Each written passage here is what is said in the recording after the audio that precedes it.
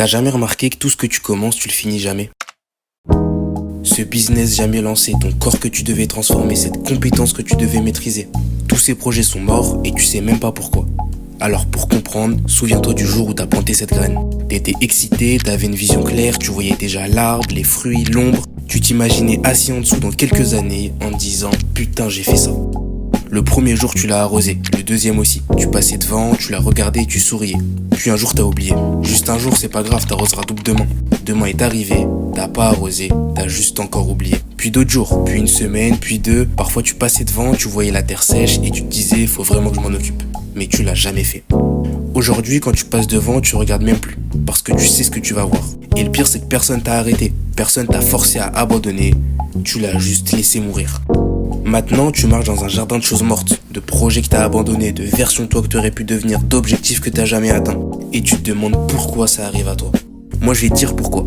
Et plus important encore, je vais te montrer comment arrêter de tuer tout ce que tu commences. Mais avant, est-ce que t'as compris ce qui lui manquait à cette graine? Ce qui manquait, c'était quelqu'un qui arrose même quand il en a pas envie. Quelqu'un qui se pointe jour après jour, même quand c'est chiant et qu'il n'y a pas de résultat visible. Et cette graine morte dans ton jardin, elle représente tous les projets que t'as abandonnés. Ton business qui dort, cette formation que t'as jamais terminée, ce corps que tu voulais transformer, cette compétence que tu devais maîtriser. Tous morts, pas par manque de potentiel, mais par manque de cette chose que personne ne veut entendre. Morts par manque de discipline.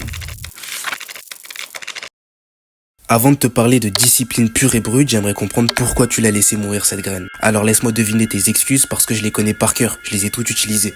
J'avais pas le temps. C'est pas que t'as pas assez de temps, c'est surtout que t'en gaspilles beaucoup trop. Ensuite, les excuses du genre j'avais pas l'énergie, je savais pas par où commencer, je manquais de matériel, c'est juste une façon de se convaincre qu'on avait vraiment une raison de pas agir. Parce que si ta vie en dépendait, t'aurais trouvé l'énergie, le matériel et par où commencer. Et enfin, la dernière excuse qu'on me sort souvent, c'est c'était trop dur. Et là, on touche quelque chose d'intéressant. Parce que j'ai eu cette discussion avec un client récemment et après avoir creusé, on a compris que c'était pas trop dur dans l'absolu, mais c'était trop dur pour la version de lui qui voulait juste les résultats sans le processus. Il avait pas abandonné parce que c'était trop dur, il avait abandonné parce qu'il croyait que ça devait être plus facile. Donc le problème c'est pas qu'il était faible, le problème c'est qu'il comptait sur la motivation et sur la volonté exactement comme toi. Et honnêtement, la motivation et la volonté, c'est de la merde. Parce qu'elles sont limitées et incontrôlables. Et par définition, tu peux pas fonder un succès ou une réussite sur un facteur que tu contrôles pas. Les gens disciplinés, eux, n'ont pas une volonté surhumaine. Ils ont pas une motivation inébranlable, ils ont juste compris un truc que toi tu refuses encore d'accepter. Tu ne peux pas compter sur toi-même. Pas sur ta motivation, pas sur ton ressenti, pas sur ton envie du moment. Et pour y remédier, ils ont construit un système. Un système qui fonctionne même quand eux n'ont pas envie.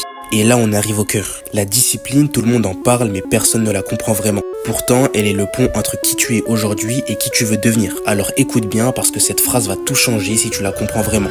La discipline, c'est pas ce qui te donne de l'espoir, c'est ce qui te libère d'en avoir besoin. Quand tu comptes sur l'espoir, tu vis dans l'incertitude. Est-ce que ça va marcher? Est-ce que j'y arriverai? Peut-être que si je fais ça, c'est épuisant. Tu passes ta vie à douter, à attendre un signe ou une confirmation. Mais quand tu bascules dans la discipline, tout change. T'arrêtes d'espérer que ce soit facile parce que tu sais que ça le sera pas. T'arrêtes d'espérer être motivé chaque jour parce que tu sais que tu le seras pas. T'arrêtes d'espérer un déclic parce que tu sais qu'il viendra pas. Et à l'inverse, t'acceptes. T'acceptes que ce sera dur, que ce sera long, qu'il y aura des jours où tu voudras tout arrêter et tu le fais quand même. Cette acceptation, c'est une libération parce que t'arrêtes de négocier avec toi-même. La question, c'est plus est-ce que je vais le faire? Il y a même plus de questions en fait. Tu fais, c'est tout. Et là, tu comprends quelque chose de profond. Tu comprends que tu peux enfin compter sur toi-même.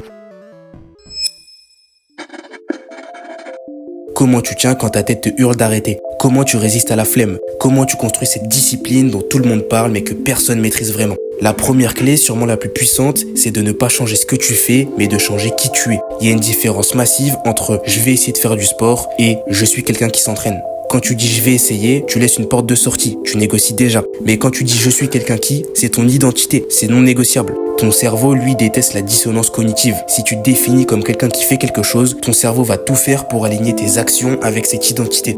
La deuxième clé, c'est d'être conscient que ton plus grand ennemi, c'est pas la flemme, c'est la négociation. Cette petite voix qui te dit pas aujourd'hui, c'est pas grave, tu le feras demain. Tu dois construire un système où la négociation n'est pas possible. Pour ça, tu dois t'autoriser zéro exception. C'est brutal mais c'est clair. Et la clarté tue la procrastination. La troisième clé, c'est d'écrire un contrat avec toi-même. Prends une feuille et écris littéralement un contrat avec toi-même où tu t'engages à faire ce que tu dois faire quand tu dois le faire, peu importe comment tu te sens et peu importe les circonstances. Ce contrat pourra prouver que ta parole a de la valeur et que tu te respectes assez pour tenir tes engagements. C'est plus j'aimerais bien, c'est j'ai donné ma parole.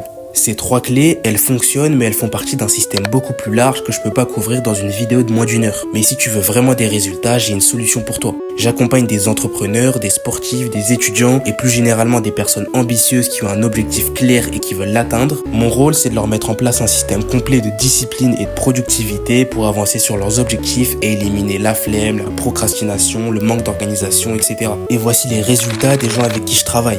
Donc si tu veux aussi profiter de ce système de discipline et de productivité, tu peux réserver un appel totalement gratuit sur le premier lien en description. Mais attention, cet appel est réservé aux personnes sérieuses prêtes à s'engager pour passer au niveau supérieur. Et pour ceux qui se demandent, le but est de comprendre ta situation exacte, où t'en es vraiment, ce qui te bloque, pourquoi tu stagnes, et ensuite te donner la méthode précise à suivre pour avancer. Malheureusement, les places sont limitées parce que je peux pas accompagner tout le monde en même temps. Donc si tu t'es senti concerné, si tu veux des résultats et que t'es prêt à t'engager pour les obtenir, réserve un appel sur le premier lien en description.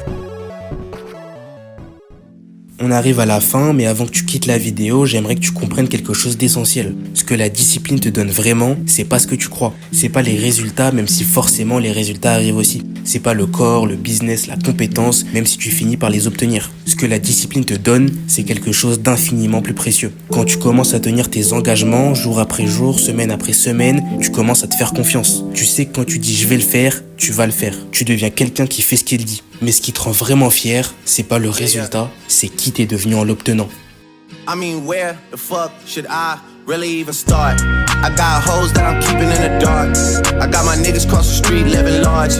Thinking back to the fact that they dead, thought my raps wasn't facts, so they sat with the bars. I got 2 phones, one need a charge. Yeah, they